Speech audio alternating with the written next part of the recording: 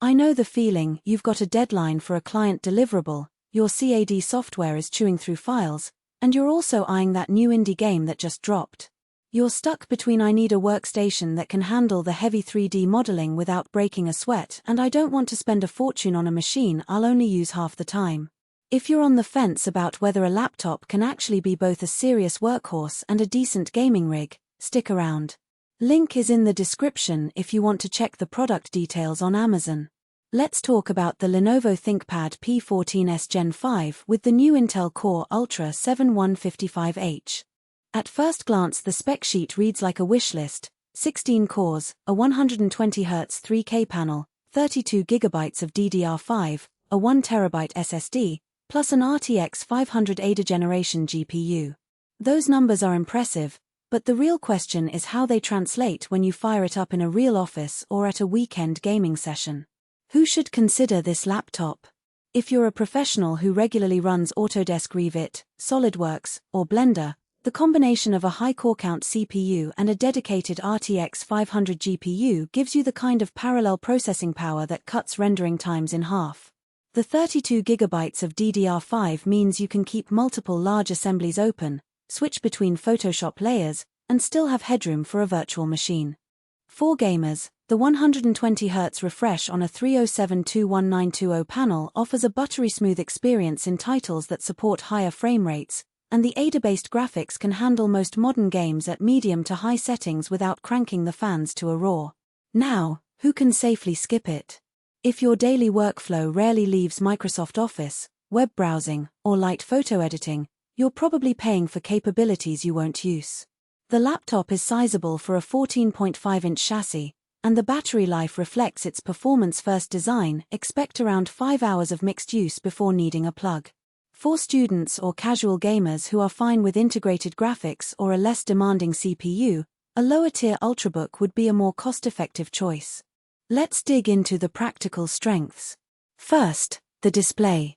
The 3K non-touch screen is bright enough for outdoor work, and the 120Hz panel actually makes a difference when you scroll through long timelines in video editing software.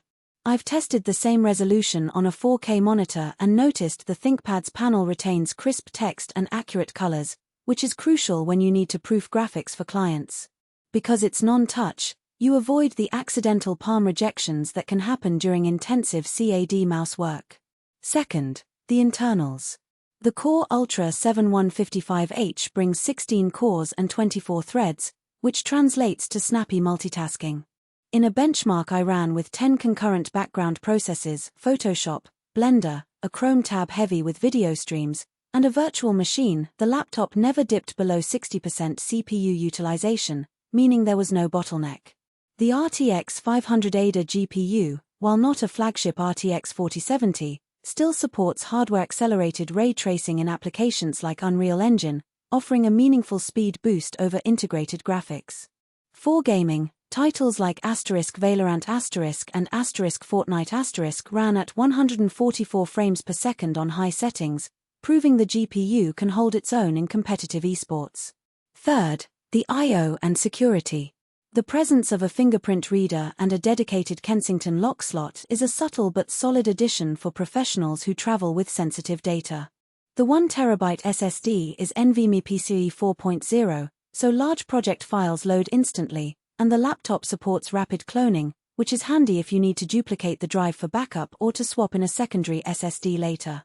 On the flip side, there are hidden trade-offs you'll feel after the purchase. The chassis, while still solid, is thicker than many 14-inch Ultrabooks, making it a tad less portable when you're hopping between coffee shops and client sites.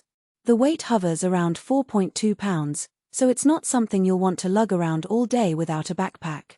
Thermal performance is another consideration. Under sustained 3D rendering loads, the fan curve ramps up, and you'll hear a noticeable whine. It's not a structural issue, but if you work in a quiet environment, you might find the noise a bit distracting. Battery life, as mentioned, isn't the laptop's strong suit. In a real-world test where I used the laptop for a mix of CAD viewing, email, and a quick gaming session, the charge dropped from 100% to 30% in just under 3 hours. That means for field work you'll likely need to keep the charger handy, which reduces the freedom factor that many associate with laptops. Another practical weakness is the lack of a touch option. While many modern professionals appreciate the ability to sketch directly on the screen, the P14s deliberately omits this feature to keep the panel price down and improve color accuracy.